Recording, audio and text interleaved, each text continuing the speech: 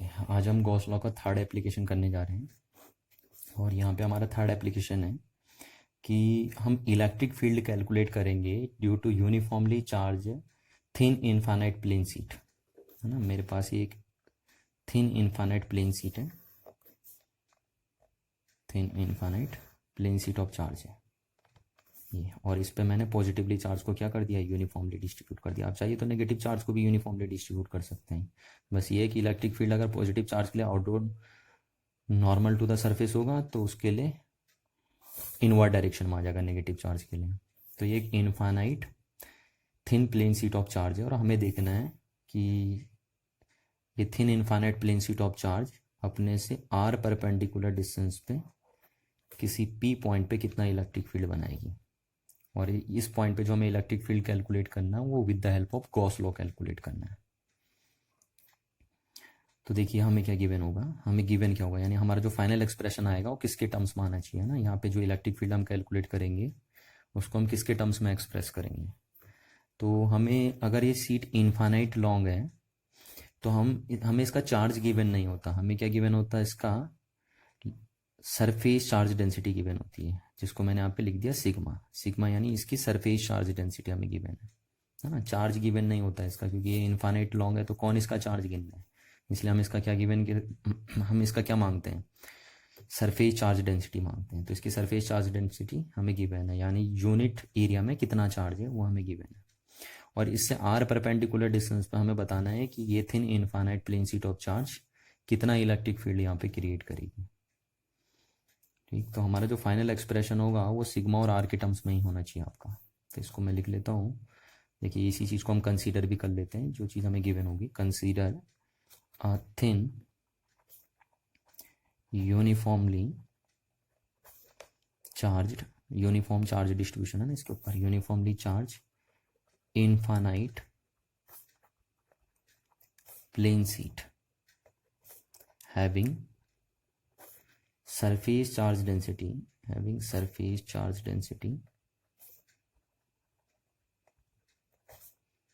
Sigma. ये इसकी surface charge density हमें गिवन है, सिग्मा है। अब यहाँ पे देखिए एक वर्ड में यूज कर रहा हूँ, इनफाइनाइट प्लेन है ना। तो इनफाइनाइट कुछ होता नहीं रियल में, वो क्या है कि अगर एक हमारे पास सीट है और उस सीट की डायमेंशन काफी लार्ज है as compare to this distance, तो हम इस लार्ज सीट को ही क्या बोल देंगे, इनफाइनाइट सीट बोल देंगे। इस बात को आपको ध्यान रखना है। तो ये गिवन है। अब हमें इससे इस सीट से आर परपेंडिकुलर डिस्टेंस पे इलेक्ट्रिक फील्ड कैलकुलेट करना है। तो हम इसको लिख देते हैं कि let a point P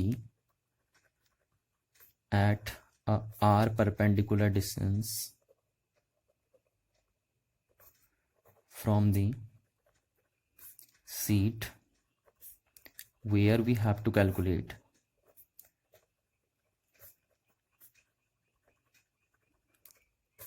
electric field due to this seat, कि ये सीट इस पी पॉइंट पे कितना इलेक्ट्रिक फील्ड बनाएगी वो हमें कैलकुलेट करना है। तो हमारा जो फाइनल एक्सप्रेशन आएगा वो ई और आर के, सिग्मा और आर के टर्म्स में ही आना चाहिए, है ना। तो देखिए इस पी पॉइंट पे हमें अगर इलेक्ट्रिक फील्ड कैलकुलेट करना है with the help of Gauss law, तभी हम बोल रहे हैं कि गॉस लॉ का क्या है, एप्लीकेशन है। तो हमें गॉस लॉ लगाना है। तो आपको पता है पहला स्टेप आप क्या करते हैं गॉस लॉ में, देखिए पहला स्टेप आप करते हैं कि जिस पॉइंट पे आपको इलेक्ट्रिक फील्ड कैलकुलेट करना है उस पॉइंट पे आप hypothetical symmetric Gaussian surface draw करते हैं। और सिमेट्रिक गॉसियन सरफेस का मीनिंग ये है कि जो गॉसियन सरफेस होगी उसके ऊपर इलेक्ट्रिक फील्ड क्या होगा, हर पॉइंट पे क्या होगा, इलेक्ट्रिक फील्ड की इंटेंसिटी हर पॉइंट पे क्या होगी, सेम होगी। तो हम पहला पॉइंट ये करते हैं कि जिस पॉइंट पे हमें इलेक्ट्रिक फील्ड कैलकुलेट करना होता है उस पॉइंट पे हम हाइपोथेटिकल गॉसियन सरफेस लगा देते हैं। दूसरा स्टेप हमारे पास होता है, यानी पहला स्टेप हमारे पास है हाइपोथेटिकल गॉसियन सरफेस बनाने का। दूसरा स्टेप है कि हम उस हाइपोथेटिकल गॉसियन सरफेस से टोटल कितना फ्लक्स निकल रहा है वो निकाल लें। और तीसरा स्टेप है फिर हम गॉस लॉ लगा दें, है ना। तीसरा स्टेप हमें क्या है कि गॉस लॉ लगा दें, ये लगा दें। तो ये 3 स्टेप में हमें गॉस लॉ करना होता है। तो देखिए पहला स्टेप क्या है कि मेरे को इस पॉइंट पे इलेक्ट्रिक फील्ड कैलकुलेट करना है, तो मैं इस पॉइंट पे एक हाइपोथेटिकल गॉसियन सरफेस लगाऊंगा, इस पॉइंट पे जो हमारी सिमेट्रिक हो। तो अब देखिए इसके लिए इस infinite plane sheet of charge के लिए जो गॉसियन सरफेस बनेगी वो सिमेट्रिक किस फॉर्म में होगी, तो आप जरा इस सीट को उठा के पानी में मारिए ना, एक शांत सा पानी है और उसमें इस सीट को उठा के मार देंगे तो आपको पता है इस सीट की जो फील्ड स्प्रेड होगी यानी राइपल्स स्प्रेड होगी और इस फॉर्म में स्प्रेड होगी, देखिए ऐसे करके सिलेंडर फॉर्म में स्प्रेड होगी। तो हम कह सकते हैं कि जो सीट का फील्ड स्प्रेड होता है वो सिलेंड्रिकल शेप में स्प्रेड होता है, यानी हम कहेंगे कि field electric field of seat is cylindrically symmetric, कि इस सीट का जो फील्ड होगा वो सिलेंड्रिकली सिमेट्रिक होगा। इसीलिए इस पी पॉइंट पे हम जो गॉसियन सरफेस लगाएंगे तो इस सीट के लिए क्या बनेगी, सिलेंड्रिकल फॉर्म में, सिलेंड्रिकल शेप में बनेगी। तो इस पी पॉइंट पे हमने एक हाइपोथेटिकल गॉसियन सरफेस बना दी, देखिए है ना। और जिस गॉसियन सरफेस की किस शेप की बनी है, गॉसियन सरफेस आपकी सिलेंड्रिकल शेप की बन गई है। क्यों सिलेंड्रिकल शेप की बनी है, ये सिलेंड्रिकल शेप की इसलिए बनी है क्योंकि जो सीट का फील्ड स्प्रेड होता है वो सिलेंड्रिकल फॉर्म में स्प्रेड होता है, या हम ये बोल सकते हैं कि the field of sheet is cylindrically symmetric, that's why here we make a cylindrical shape Gaussian surface. ये हमने बना दी और इस गॉसियन सरफेस की, इस गॉसियन सिलेंडर की लेंथ हमने कितनी ले ली, 2r ले ली, ठीक। अब हम देखते हैं, तो पहला स्टेप हमने कर लिया, अब हम देखेंगे दूसरा स्टेप कि हमें क्या करना है, कैलकुलेट करना है total flux passes through this Gaussian surface, कि इस गॉसियन सरफेस से टोटल कितना फ्लक्स पास होके गया है। तो देखिए इस गॉसियन सरफेस में आपको पता है कि ये गॉसियन सरफेस सिलेंड्रिकल बनी है, सिलेंड्रिकल शेप की बनी है। तो इस गॉसियन सरफेस में 3 फेज हैं ना, 3 सरफेसेस हैं, 2 फ्लैट सरफेस होती है और एक कर्व सरफेस होती है, सिलेंडर के पास एक कर्व सरफेस। तो ये पहली फ्लैट सरफेस है, ये दूसरी फ्लैट सरफेस है, और दोनों फ्लैट सरफेस का एरिया बराबर होता है। और तीसरी ये सरफेस है आपकी कर्व सरफेस। तो सिलेंडर के पास 3 सरफेस होती है। तो हम बोलेंगे जो टोटल फ्लक्स निकलेगा इस गॉसियन सरफेस से यानी सिलेंडर से, वो क्या होगा, flux passes through it's first surface plus flux passes through it's second surface plus flux passes through it's curve surface. तो हम इन तीनों सरफेस से अलग अलग फ्लक्स निकालेंगे और उन तीनों को एल्जेब्रिक सम कर देंगे, क्योंकि फ्लक्स आपकी स्केलर क्वांटिटी है तो इनका एल्जेब्रिक सम होगा। तो इन तीनों फ्लक्स यानी इससे कितना फ्लक्स निकला, इससे कितना फ्लक्स निकला और इससे कितना फ्लक्स निकला, तीनों को एल्जेब्रिक एडिशन करके टोटल फ्लक्स हम निकाल लेंगे। अच्छा तो देखिए कितना फ्लक्स निकला। तो फ्लक्स का फॉर्मूला क्या होता है, ई डॉट ई, है ना, ई इलेक्ट्रिक फील्ड है और ए एरिया वेक्टर है। ई इसका क्या बनेगा, ई डॉट ए, और इसका क्या बनेगा, ई डॉट ए सी, मैंने यहाँ पे लिख दिया ना। ए सी का मीनिंग है एरिया ऑफ कर्व सरफेस, और इन दोनों का एरिया तो सेम ही होगा, इसलिए मैंने दोनों का एरिया क्या लिख दिया, ए लिख दिया। अब देखिए इस पॉइंट पे आप जरा देखिए, तो पहले इस सरफेस के लिए जो हम बनाएंगे, तो इस सरफेस पे यहाँ पे अगर आप किसी भी पॉइंट पे देखेंगे, इस सरफेस के किसी भी पॉइंट पे अगर आप देखेंगे तो इलेक्ट्रिक फील्ड सेम ही होगा, है ना। तभी तो ये सरफेस, हम गॉसियन सरफेस हमारी कैसी है, सिमेट्रिक, इसीलिए तो हम उसे बोल रहे हैं, क्योंकि इसके फ्लैट सरफेस पे यहाँ पे देखिए आप किसी भी पॉइंट पे इलेक्ट्रिक फील्ड की का मैग्नीट्यूड क्या है, सेम है, और डायरेक्शन भी क्या है, सेम है। तो क्या डायरेक्शन होगी, देखिए इस पॉइंट पे अगर हम यहाँ पे देखें, क्योंकि हर एक पॉइंट इस सरफेस का कितनी डिस्टेंस पे, यहाँ से सीट से r डिस्टेंस पे, इसलिए इस सरफेस के हर एक पॉइंट पे इलेक्ट्रिक फील्ड की इंटेंसिटी क्या होगी, सेम होगी, और उसकी डायरेक्शन क्या होगी। तो क्योंकि ये पॉजिटिवली चार्ज है तो पॉजिटिव चार्ज से इलेक्ट्रिक फील्ड लाइन से दूर जाती हैं, तो इसलिए इस पॉइंट पे इलेक्ट्रिक फील्ड की डायरेक्शन ये हो जाएगी, है ना, आउटवर्ड टू द सरफेस हो जाएगी। अच्छा दूसरा हमें यहाँ पे एरिया वेक्टर चाहिए होता है, तो इस सरफेस का जो एरिया वेक्टर बनेगा वो किधर बनेगा, तो हमेशा एक क्लोज सरफेस का एरिया वेक्टर बनता है आउटड्रॉन नॉर्मल टू द सरफेस, तो इसका एरिया वेक्टर बन जाएगा इस डायरेक्शन में, ठीक है। अब इस सरफेस के लिए आ जाते हैं। देखिए इस सरफेस के हर एक पॉइंट पे भी इलेक्ट्रिक फील्ड की इंटेंसिटी क्या होगी, सेम होगी, क्योंकि हर एक पॉइंट सीट से कितनी डिस्टेंस पे, r डिस्टेंस पे। इस सरफेस का हर एक पॉइंट क्या है, सीट से r डिस्टेंस पे, इसलिए इस सरफेस के हर एक पॉइंट पे इलेक्ट्रिक फील्ड की इंटेंसिटी क्या होगी, सेम होगी। और तभी हम बोल सकते हैं कि गॉसियन सरफेस हमारी कैसी है, सिमेट्रिक है, क्योंकि इस सरफेस के हर एक पॉइंट पे क्या बन रहा है, इलेक्ट्रिक फील्ड सेम बन रहा है। अब जरा यहाँ देखिए, तो इलेक्ट्रिक फील्ड आपको पता है, इलेक्ट्रिक फील्ड लाइंस पॉजिटिव से दूर जाती हैं, तो इस पॉइंट पे इलेक्ट्रिक फील्ड की डायरेक्शन क्या हो जाएगी, इधर हो जाएगी, है ना। अगर नेगेटिव चार्ज होता है यहाँ पे तो इधर को आ जाती है, यहाँ पे नेगेटिव चार्ज अगर इस पे होता है तो इधर को आ जाती है। तो ये इलेक्ट्रिक फील्ड की डायरेक्शन बन गई इस पॉइंट पे, इस सरफेस के लिए। अच्छा दूसरा, इस सरफेस का जो एरिया वेक्टर, तो इस सरफेस का एरिया वेक्टर भी किधर बनेगा, आउटड्रॉन नॉर्मल टू द सरफेस, है ना। क्लोज सरफेस के लिए एरिया वेक्टर किधर बनता है, आउटड्रॉन नॉर्मल टू द सरफेस, तो इसका एरिया वेक्टर भी इधर ही बन जाएगा, और उसका भी एरिया कितना होगा, ए होगा, क्योंकि इसका एरिया बराबर ही होगा। अच्छा, तीसरी बात कर्व सरफेस में देखिए आप, तो कर्व सरफेस का जो एरिया वेक्टर बनेगा वो किधर बनेगा, आउटड्रॉन नॉर्मल टू द सरफेस, तो ये कर्व सरफेस का एरिया वेक्टर बन जाएगा।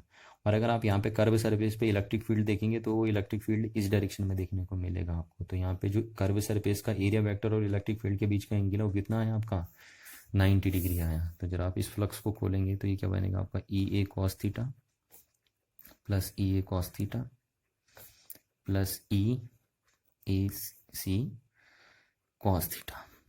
ठीक है, तो अब ई ए देखिए, है ना, चलो यहाँ पे और यहाँ पे तो आपने माना इलेक्ट्रिक फील्ड क्या है, सेम ही है, कि इस पॉइंट पे और इस पॉइंट पे इलेक्ट्रिक फील्ड क्या है, सेम है, क्योंकि ये पॉइंट भी यहाँ से आर डिस्टेंस पे सीट से और ये पॉइंट भी आर डिस्टेंस पे है। तो आप सोच सकते हो कि यहाँ पे इलेक्ट्रिक फील्ड क्या होगा ना, यहाँ पे तो डिफरेंट होगा इलेक्ट्रिक फील्ड। तो चलो मैं इस इलेक्ट्रिक फील्ड को ए सी नाम दे देता हूँ, यानी electric field at curve surface, तो ई सी हो गया। अब इस केस में देखिए, इस केस में थीटा कितना हुआ, इस केस में थीटा कितना हुआ, यहाँ इलेक्ट्रिक फील्ड और एरिया वेक्टर सेम डायरेक्शन में, तो थीटा 0 डिग्री हो गया इस सरफेस के लिए। देखिए दूसरी सरफेस के लिए इलेक्ट्रिक फील्ड और एरिया वेक्टर भी सेम डायरेक्शन में, तो यहाँ पे भी थीटा कितना हो गया, 0 डिग्री हो गया। जबकि कर्व सरफेस के लिए क्या हो रहा है, कर्व सरफेस के लिए एरिया वेक्टर इधर और इलेक्ट्रिक फील्ड इस डायरेक्शन में है, तो यहाँ पे थीटा कितना हो गया आपका, यहाँ थीटा 90 डिग्री हो गया आपका। तो यहाँ से आप बोल सकते हो कि जो टोटल फ्लक्स आपका आया वो कितना आया, देखिए यहाँ पे ई ए बचेगा, कॉस 0 1 हो जाएगा आपका, प्लस यहाँ पे भी कितना बचेगा, ई ए कॉस 0 1 हो गया, और यहाँ पे साइन 9 कॉस 90 होगा, तो कॉस 90 आपका कितना हो जाता है, 0। तो ये आपका इतना हो गया। तो टोटल फ्लक्स कितना निकला आपका, 2 ई ए, है ना, 2 ई ए, जहाँ पे ए क्या है, एरिया ऑफ फ्लैट सरफेस, और ये फ्लैट सरफेस का एरिया अभी हम यहाँ नहीं लिखेंगे क्योंकि यह रेडियस इसकी गिवन नहीं है हमें, ना हमने ली भी नहीं है। तो ये टोटल फ्लक्स निकला, इसको हम लिख देंगे क्वेश्चन नंबर फर्स्ट। अब देखिए गॉस लॉ क्या करते हैं, तो अब थर्ड स्टेप हम चलते हैं कि हमें गॉस लॉ अप्लाई करना होता है। तो तीसरा स्टेप हमारा है कि हमें गॉस लॉ अप्लाई करना है। तो according to Gauss law, the total electric flux passes through the Gaussian surface is equal to 1 upon epsilon naught times of the total charge enclosed by Gaussian surface, कि Gaussian surface ने कितना charge enclose किया। और यहाँ पे जो Gaussian surface बनी वो कैसी बनी है, सिलेंड्रिकल शेप की बनी है, सिलेंड्रिकल शेप की। इसको आप बोल सकते हैं हाइपोथेटिकल गॉसियन सरफेस जो है वो किसकी बनी है, hypothetical Gaussian surface cylindrical shape की हमने बनाई थी यहाँ पे। तो इतना बना। अब देखिए टोटल फ्लक्स आपने निकाला है, टोटल फ्लक्स आपका कितना आया है, 2 E A, तो इज इक्वल्स टू आपका आया 1 upon epsilon not into q in, है ना। तो गॉसियन सरफेस ने कितना चार्ज इनक्लोज किया है, तो आप जरा देखो, तो आपका गॉसियन सरफेस ने सिर्फ इतना चार्ज इनक्लोज किया है, ठीक है। और आपको ध्यान रखना है, कोई जरूरी नहीं होता कि गॉसियन सरफेस आपकी ऐसी बनाओ कि वो सारा चार्ज को क्या करे, इनक्लोज करे, ऐसा कोई जरूरी नहीं है। बस आपको ध्यान रखना है कि गॉसियन सरफेस आपकी ऐसी होनी चाहिए कि वो सिमेट्रिक होनी चाहिए। क्या होनी चाहिए, सिमेट्रिक। आप सिमेट्रिक पे फोकस करेंगे, आप इस पे फोकस नहीं करेंगे कि गॉसियन सरफेस आपकी क्या हो, सारे चार्ज को इनक्लोज करते हुए चले। आप इस बात पे फोकस करेंगे कि आपकी गॉसियन सरफेस सिमेट्रिक होनी चाहिए, कि ताकि उसके हर एक पॉइंट पे इलेक्ट्रिक फील्ड की वैल्यू क्या रहे, सेम रहे। तो यहाँ पे हमारा ये हुआ। तो अब गॉसियन सरफेस ने कितना चार्ज इनक्लोज किया, देखिए, तो गॉसियन सरफेस ने सिर्फ इतना चार्ज इनक्लोज किया है बस, है ना, क्योंकि गॉसियन सरफेस के अंदर सिर्फ इतना चार्ज आ रहा है। तो यहाँ पे कितना चार्ज होगा, देखिए यहाँ पे कितना चार्ज होगा इस पे, तो आपको पता है यूनिट एरिया में इतना चार्ज है, यूनिट एरिया में कितना चार्ज है, सिग्मा। तो इतने एरिया में कितना चार्ज होगा, तो इतने एरिया का देखो, इसका एरिया कितना होगा, जितना एरिया इसका होगा उतना ही एरिया इसका भी होगा, तो इसका एरिया होगा ए, है ना, ए ही हो जाएगा इसका एरिया भी। तो यूनिट एरिया में जो चार्ज है उसको हमने बोला सिग्मा, तो ए एरिया में कितना चार्ज होगा, तो ए एरिया में इतना चार्ज होगा, क्योंकि यूनिट एरिया का चार्ज ये है, तो ए एरिया में इतना चार्ज हो जाएगा।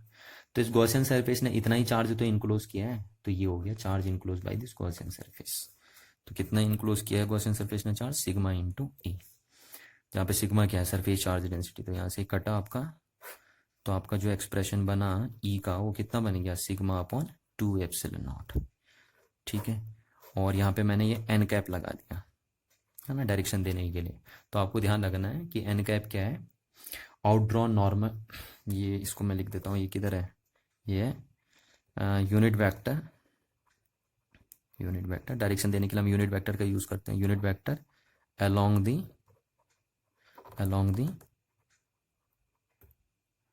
आउटड्रॉन normal to the surface, normal to the surface. यानी इधर को बनेगा ना, या इधर को बनेगा, इस पॉइंट पे इलेक्ट्रिक फील्ड इधर बनेगा, और draw normal to the surface, और इधर इधर को इधर बनेगा, और draw normal to the surface. तो ये बना। अगर नेगेटिव होता तो अंदर को बनता, इनवर्ड डायरेक्शन में बनता, तो इतना इलेक्ट्रिक फील्ड बनता है। तो कोई भी एक thin infinite plane sheet of charge अपने से आर परपेंडिकुलर डिस्टेंस पे कितना इलेक्ट्रिक फील्ड बनाती है, इतना इलेक्ट्रिक फील्ड बनाती है। अब जरा यहाँ पे एक बात बहुत गौर करने वाली है, वो बात ये गौर करने वाली है कि देखिए ये जो इलेक्ट्रिक फील्ड आपका बना due to thin infinite plane sheet of charge, वो आर पे डिपेंड कर ही नहीं रहा है ना। वो आर पे क्या नहीं कर रहा, डिपेंड कर ही नहीं रहा आपका। देखिए यहाँ पे क्लियरली आपको दिखाई दे रहा है। तो हम बोल सकते हैं कि अगर यहाँ पे electric field sigma upon epsilon naught है, तो यहाँ पे भी कितना होगा, सिग्मा अपॉन 2 एप्सिलन नॉट। यहाँ पे भी कितना होगा, सिग्मा अपॉन 2 एप्सिलन नॉट। यहाँ पे भी कितना होगा, सिग्मा अपॉन 2 एप्सिलन नॉट। तो कोई भी अगर infinite plane sheet of charge होती है तो उसके नियरर पॉइंट में इलेक्ट्रिक फील्ड क्या देखने को मिलता है, सेम देखने को मिलेगा, और जिसकी वैल्यू इतनी होगी। और मैं नियरर इसलिए बोल रहा हूँ क्योंकि पता लग रहा, आप बोलो कि यहाँ पे अगर electric field sigma upon 2 epsilon naught है, तो यहाँ पे भी सिग्मा अपॉन 2 एप्सिलन नॉट रहेगा, और अगर 15-20 मीटर दूर जाओगे, 15-20 किलोमीटर दूर जाओगे, तो वहाँ पे भी सिग्मा अपॉन 2 एप्सिलन नॉट रहेगा। ऐसा नहीं है, देखिए ना, वहाँ तक इसका फील्ड स्प्रेड ही नहीं हो पाएगा, वहाँ तक इसकी फील्ड की इंटेंसिटी काफ़ी कम पड़ जाएगी। तो आप ऐसा नहीं बोलेंगे, सिर्फ हम ये बोल सकते हैं कि इस सीट के नियरर में जितने भी पॉइंट होंगे, उन सब पॉइंट पे इलेक्ट्रिक फील्ड की इंटेंसिटी क्या आएगी, सेम आएगी, क्योंकि ये फॉर्मूला आर पे इंडिपेंडेंट है। तो यहाँ से हम कह सकते हैं the electric field intensity due to thin infinite plane sheet of charge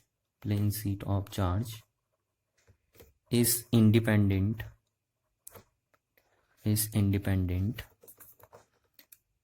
on the distance of the किस पे, distance of the point of observation, जो यहाँ पे क्या है, आर है, उस पर डिपेंड नहीं करेगा, है ना। इस बात को आपको ध्यान रखना है। तो अब अगर आप ग्राफ बनना हो कि ई वर्सेज आर ग्राफ अगर आप यहाँ पे बनाते हो, ई वर्सेज आर ग्राफ, तो ई वर्सेज आर ग्राफ कैसे बनेगा इसका, आपको पता है इसका ग्राफ, क्योंकि देखिए यहाँ पे जो इलेक्ट्रिक फील्ड है वो आर के साथ वेरी नहीं हो रहा है, तो हम इस तरीके से बना देंगे, है ना, कि इलेक्ट्रिक फील्ड जो है वो यहाँ पे डिस्टेंस के साथ वेरी नहीं कर रहा।